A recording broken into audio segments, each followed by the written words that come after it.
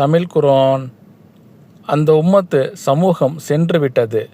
அவர்கள் சம்பாதித்தவை அவர்களுக்கே, நீங்கள் சம்பாதித்தவை உங்களுக்கே. அவர்கள் செய்து கொண்டிருந்தது பற்றி நீங்கள் கேட்கப்பட மாட்டீர்கள்.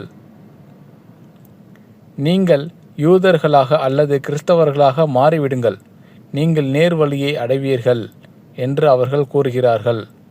அப்படியல்ல, நேரான வழியைச் சார்ந்த இப்ராஹீமின் மார்க்கத்தையே பின்பற்றுவோம்.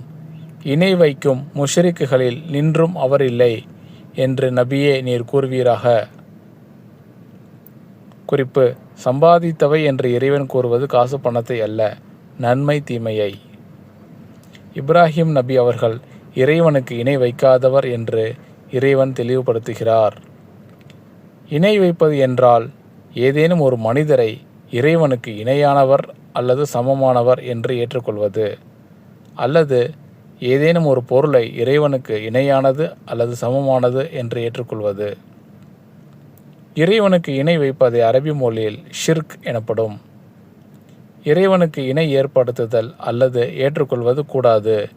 ஏனென்றால் இறைவன் அவன் ஒருவனே, அவனுக்கு இணையாக யாரும் இல்லை, எதுவும் இல்லை.